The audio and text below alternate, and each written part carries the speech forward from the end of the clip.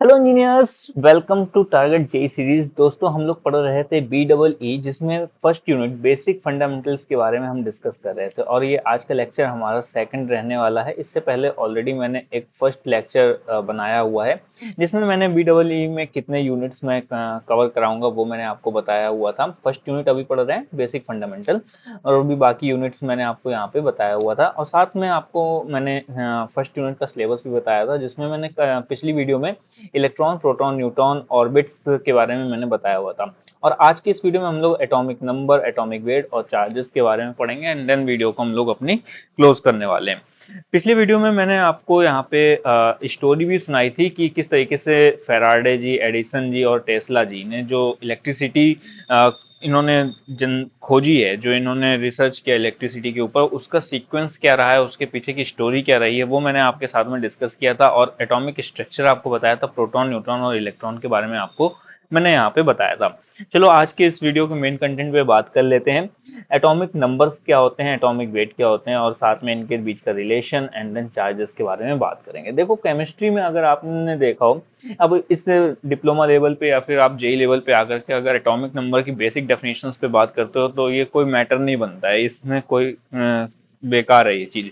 ठीक है, अगर आपने बेसिक केमिस्ट्री वगैरह पढ़ी हुई है तो वहां पे एटॉमिक नंबर की आपने बहुत अच्छे से परिभाषा वगैरह समझी होगी। तो आई होप कि आपको वो सभी चीजें आती हैं। बस यहाँ पे आपको फॉर्मूला केवल याद रखने हैं ताकि आप जेई लेवल पे आप प्रिपरेशन को बेहतर बना सको। तो देखो, अगर एटॉमिक नंबर की मैं आपको फॉर्मूला बताऊं तो एटॉमिक नंबर जो होता है किसी भी एटम का, किसी भी एटम का एटॉमिक नंबर क्या होता है, उसके प्रोटॉन्स के टोटल नंबर्स के बराबर होता है। एटॉमिक नंबर क्या होता है, प्रोटॉन के टोटल नंबर्स के बराबर होता है। इसी तरीके से एटॉमिक वेट की मैं बात करूं तो एटॉमिक वेट जो होता है वो total number of proton plus total number of neutron. मतलब आपको पता है कि न्यूक्लियस में क्या होता है, प्रोटॉन न्यूट्रॉन होता है। तो जितने प्रोटॉन होंगे और जितने न्यूट्रॉन होंगे, इन दोनों की जो संख्या होगी उसको हम लोग क्या कर देंगे, ऐड कर देंगे। तो हमें एटॉमिक वेट मतलब एटम का वेट मिल जाएगा। ठीक है। अब अगर मैं बात करूं कि जो आपका प्रोटॉन का मास होता है, जो प्रोटॉन का मास मतलब कि प्रोटॉन का जो भार होता है, वो हमारा इलेक्ट्रॉन के भार के 1837वां गुना होता है। मतलब 1837वां गुना होता है। ठीक।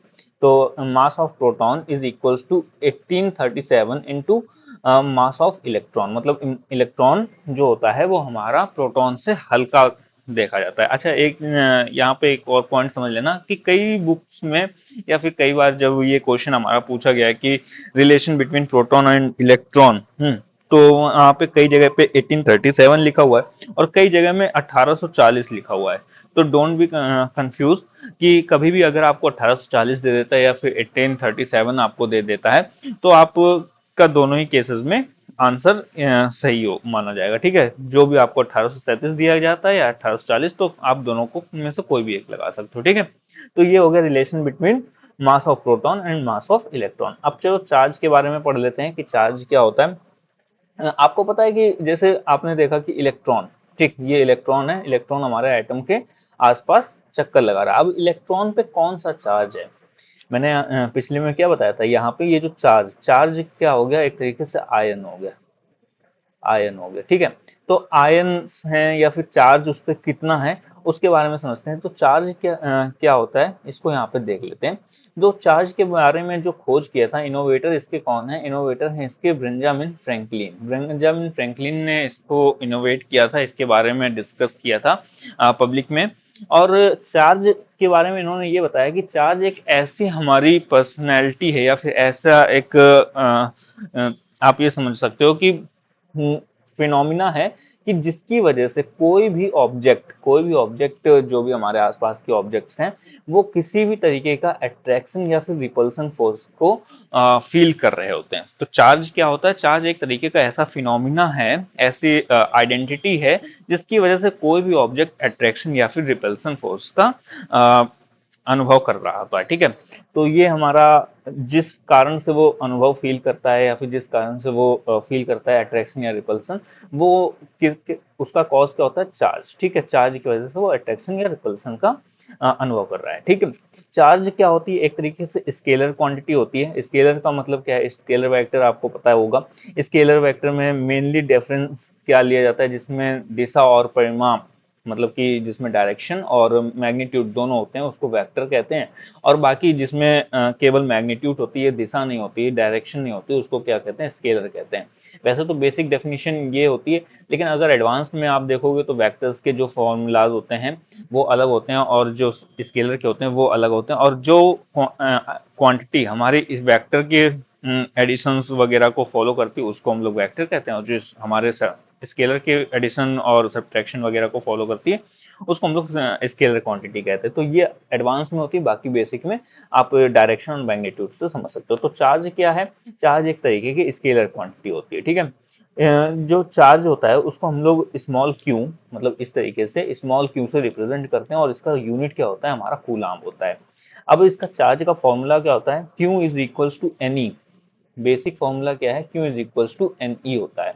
एन क्या है यहाँ पे, number of electrons, number of electrons, और ई क्या है हमारा प्रेजेंट इलेक्ट्रॉन्स, और प्रेजेंट इलेक्ट्रॉन्स की के ऊपर कितना चार्ज है, ठीक। तो चार्ज का हमारा फॉर्मूला क्या हो गया, Q is equals to n e होता है, ठीक है। अब अगर मान लो हमको एक बॉडी ले लें, इस तरीके से मैंने एक बॉडी ले ली, इसमें कोई हमारे इस तरीके से नंबर्स ऑफ इलेक्ट्रॉन्स रखे हुए हैं, और मैं आपसे पूछूं कि इस बॉडी पे कितना चार्ज है, तो आप क्या करोगे, यही फॉर्मूला अप्लाई करोगे। नंबर ऑफ इलेक्ट्रॉन कितने हैं, मतलब ये जो फैले हुए हैं ना, इनको क्या कहेंगे, number of electron. Number of electrons आप लोगे, और इलेक्ट्रॉन पे कितना चार्ज होता है, 1.6 इंटू 10⁻⁹ कूलाम माइनस का, ठीक है। इसको आप मल्टीप्लाई करा दोगे नंबर ऑफ इलेक्ट्रॉन्स से, तो आपके इस बॉडी पे कितना चार्ज है आपको पता चल जाएगा। बाकी अगर एडवांस फॉर्मूले की आप बात करते हो तो एडवांस में आपको Q is equals to n e A D देखने को मिलता है। अगर आपके पास कोई कंडक्टर है तो आपको ये वाला फॉर्मूला अप्लाई कर सकते हो, Q is equals to n e A D. तो मल्टीपल चॉइस क्वेश्चन में अगर आप जेई की तैयारी कर रहे हो तो कई बार आपको Q is equals to n e भी दे देगा, या फिर डायरेक्टली आपको Q is equals to n e A D दिया जाता है। तो दोनों ही फॉर्मूला को आप याद कर सकते हो, जहां पे ए का क्या मतलब होता है, क्रॉस सेक्शन एरिया, और डी का मतलब क्या होता है, लेंथ ऑफ कंडक्टर। अगर ये कोई कंडक्टर है तो इसका जो क्रॉस सेक्शन एरिया है उसको क्या डिनोट करेगा, ए डिनोट करेगा, और लेंथ जो कंडक्टर की लेंथ होगी उसको डी डिनोट करेगा, और उस पे यहाँ पे एन क्या है, नंबर ऑफ इलेक्ट्रॉन, और ई क्या है, इलेक्ट्रॉन्स पर चार्ज कितना है, ठीक है। तो इस तरीके से आप पता कर सकते हो कि इस कंडक्टर पे कितना आवेश है, मतलब कि कितना चार्ज प्रेजेंट है, ठीक है। अब वो एक कूलाम, एक कूलाम की वैल्यू कई बार आपसे ऑब्जेक्टिव्स में पूछ लिया जाता है कि एक कूलाम की वैल्यू क्या होती है, तो एक कूलाम की वैल्यू क्या होती है, 625 इंटू 10⁻16 इलेक्ट्रॉन। एक कूलाम बराबर, एक कूलाम कितने इलेक्ट्रॉन्स के बराबर होता है, 625 इंटू 10⁻16 इलेक्ट्रॉन के बराबर होता है, या फिर आप इसको ये भी कह सकते हो 6.25 इंटू 10⁻18 इलेक्ट्रॉन के बराबर होता है। यहाँ पे अगर डेसिमल लगा दिया तो 18 कर देगा, तो इस जगह पे काफी ज्यादा कंफ्यूजन होता है। तो इस वैल्यू को याद रखना कि अगर पॉइंट लगाता है तो 18 लिखा जाएगा पावर में, और अगर बिना पॉइंट के आता है तो आपका 16 लिखा जाता है, ठीक है। एक्चुअल में इस क्वेश्चन को कई तरीके से घुमा करके आपसे पूछ सकता है, कि आपसे ये भी पूछ सकता है कि एक कूलाम में कितने इलेक्ट्रॉन होते हैं, या फिर एक कूलाम कितने चार्ज के बराबर होता है, या फिर कई बार पूछ लिया जाता है कि अगर एकांक आयतन और एकांक लंबाई का कोई हमारा कंडक्टर है तो उसमें कितना हमारा चार्ज होगा। एकांक आयतन और एकांक लंबाई, तो एकांक आयतन मतलब कि ए, अगर मैं इस फॉर्मूले को लिखूं, पहले मैं अपने पैनल को थोड़ा सा साफ कर लेता हूं ताकि आपको नेक्स्ट जो भी चीजें हैं वो समझा सकूं। तो प्लीज वेट। हाँ, चलो इतना काफी है। अगर आपसे क्वेश्चन में बोल दिया जाता है कि एकांक आयतन, एकांक आयतन मतलब ए इज इक्वल्स टू 1, और एकांक लंबाई मतलब कि डी इज इक्वल्स टू 1 अगर रख दिया जाए, तो फिर हमारी बॉडी पे कितना चार्ज होगा, तो हमारी बॉडी में कितना चार्ज होगा, Q is equals to N ही होगा। हाँ, और अगर हमारे जो ई है तो ई की वैल्यू ही हमारी क्या हो जाएगी, यहाँ पे क्यू की वैल्यू हो जाएगी, और मतलब आपका टोटल कितना आ जाएगा, 1 कूलाम। तो क्यू एकांक आयतन, ये भी ए एक हो गया, ये भी एक हो गया। एन कितने हो गए, नंबर्स ऑफ इलेक्ट्रॉन, मतलब एन इधर आ गया, और क्यू के अपॉन ई हो गया। तो ई की वैल्यू को अगर आप रखोगे 1.6 इंटू 10⁻⁻19, और चार्ज कितना है हमारा, एकांक है, तो इसको अगर आप ऊपर लेके जाओगे तो नंबर ऑफ इलेक्ट्रॉन्स कितने आ जाएंगे आपके, 625, 625 इंटू 10⁻16 इलेक्ट्रॉन आपको देखने को मिल जाएंगे। तो एकांक आयतन और एकांक लंबाई पे आपके कितने इलेक्ट्रॉन होते हैं, 625 इंटू 10⁻16 इलेक्ट्रॉन। तो ये था आपका atomic weight, atomic number mass of proton और मास ऑफ इलेक्ट्रॉन के बीच रिलेशन और चार्ज के बारे में, जो थोड़े से इंपॉर्टेंट पॉइंट्स हो सकते हैं जो कि जेई लेवल में कई बार घुमा करके पूछ लिया जाता है, वो मैंने आपको बता दिया है। बाकी जब आप प्रैक्टिस करोगे तो आपको अबाउट द टॉपिक आपको पता चलता रहेगा। नेक्स्ट वीडियो लेक्चर पे जो भी इस टॉपिक से रिलेटेड वन लाइनर्स हमारे बन सकते हैं और इस टॉपिक से रिलेटेड जो भी मल्टीपल चॉइस क्वेश्चंस बन सकते हैं वो मैं आपके साथ में डिस्कस करूंगा। बाकी अगर आप इसकी प्रैक्टिस करना चाहते हो तो वेबसाइट पे फ्री ऑफ कॉस्ट आपको प्रैक्टिस सेट मिल जाएगा, वहां पे आप जाकर के इसकी प्रैक्टिस कर सकते हो। प्रैक्टिस करने के लिए इलेक्ट्रिकल जिंदगी जो हमारी वेबसाइट है, यहाँ पे आप विजिट कर लोगे, इलेक्ट्रिकल जिंदगी गूगल पर सर्च करोगे, फर्स्ट वेबसाइट मिल जाएगी, वहां पे आप विजिट कर लीजिएगा।